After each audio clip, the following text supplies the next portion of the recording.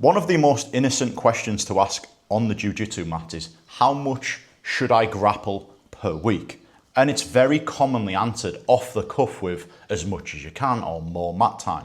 However, the level of knowledge you need to actually give a really good answer to this and the level of understanding you need on that individual is a lot more than a lot of people give credit for. Now, in this video, I'm going to give you an awareness onto some of the boxes that you should be ticking on and off the mats in order to increase your work capacity. Because work capacity is essentially, if you can only currently grapple twice per week, who doesn't want to bring in a few extra layers to your life to make that 3 or 4 or 5? Increasing work capacity, regardless of age, is something that we are doing really well on my one-to-one coaching program, which is called the longevity program. We work with grapplers that want to strengthen their joints and increase their longevity in Brazilian Jiu-Jitsu. The link is in the description if you are interested in being coached by me on a one-to-one basis. However, today, awareness piece on the complexity of a very seemingly innocent question. The first thing, energy and recovery, right? What is your energy like on training days? Do you struggle with warm-ups? Or could you train twice? And when I start going through these, I want you to actually start thinking about, could you actually improve your energy? What could you do to improve the areas in which I'm talking about? Because as a collective, it's a lot, but individually, it's actually manageable and sometimes crucial to you being able to make some key adjustments into improving the amount of mat time in which you can do. Energy levels on training days. Struggle with the warm-ups. Could train twice, easily. How long does it take you to recover from a hard training session? Are you fresh as a daisy the next day? Does it take you a couple of days? Does it take you 3 days plus? So now we're tapping into the recovery piece. Do you wake up stiff and sore most mornings after training? So now we're layering on symptoms, pain. Do you have consistent energy for work and family life after training?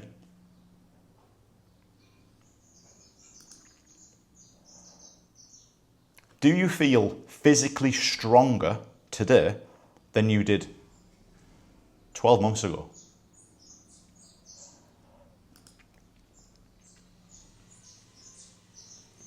Rate your confidence in your physical strength during training. On a scale of 1 to 5, 1, you avoid strong training partners. 1 to 10, and 10 being you hunt down the strongest guys. So now we're starting to get into strength and confidence. Can you perform 15 chest to floor push-ups without stopping? So now we're actually taking the physical strength box. Do you currently follow a structured strength training program? Yes or no?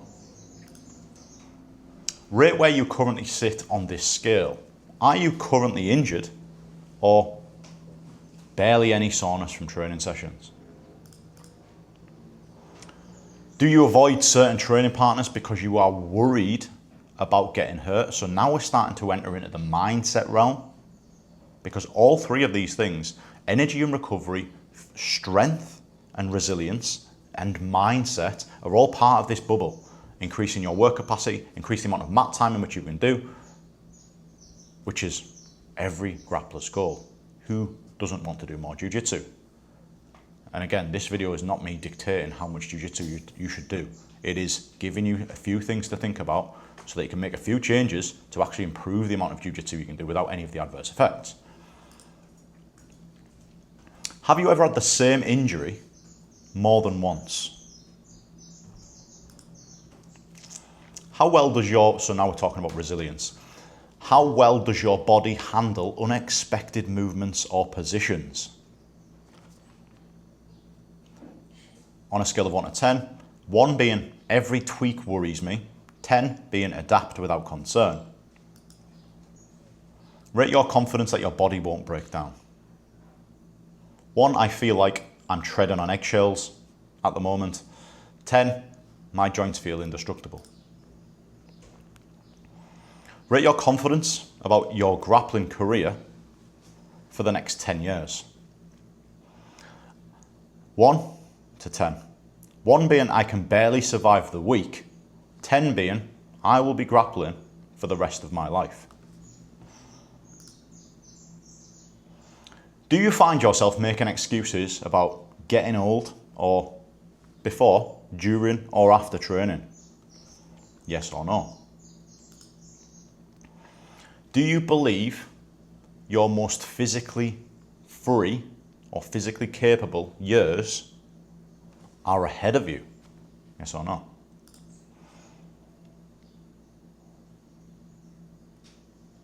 So you can probably start to understand that there is depth required to answering this question accurately.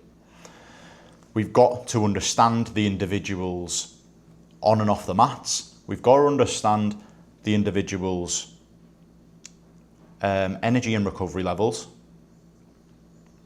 We've got to understand the individual's strength level, resilience, whether they've got any injuries, whether they've had any reoccurring injuries, and understand their mindset as well.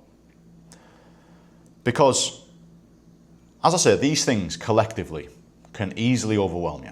If you are in the trenches with your grappling and you're struggling to grapple once or twice a week without your body being absolutely fucked, then there's reasons for that. And the reasons may be 1 or 2 of these. They may be all of them. However, this is where the action plan comes into the video. If you can take away 1 or even 2 of the points in which I've mentioned and raised and try and develop 1 or 2 of them questions for a couple of weeks, and then once that's embedded into your week without any stress, add in another couple. On our longevity program, we don't make a significant change. We don't make a change of 10 things at once. We change 1 thing. And then once that's into your life, we change another thing, if we need to, right? And the whole idea of the longevity program is strengthen your joints.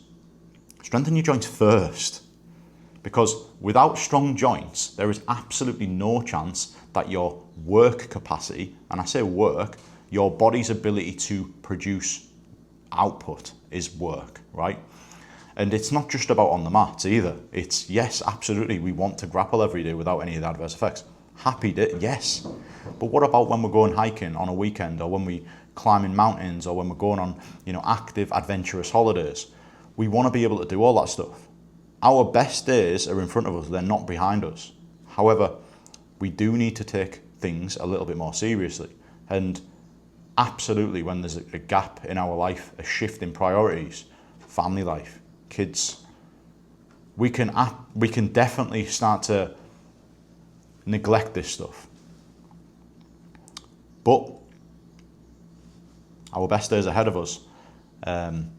If you enjoyed this video, if it was insightful, then absolutely let me know in the comments. Subscribe to the channel. And yeah, just to wrap it all up, don't try and do all these things at once. If your energy is low, then it's food straight away. It could be sleep, but more often than not, it is pre-training food, carbohydrates. But I've got more videos on the individual elements in which I've just talked about on my channel. But I'm just giving you that overview and the depth of knowledge required and the understanding of the individual to actually answer that question. It's a hard question to answer. See you tomorrow.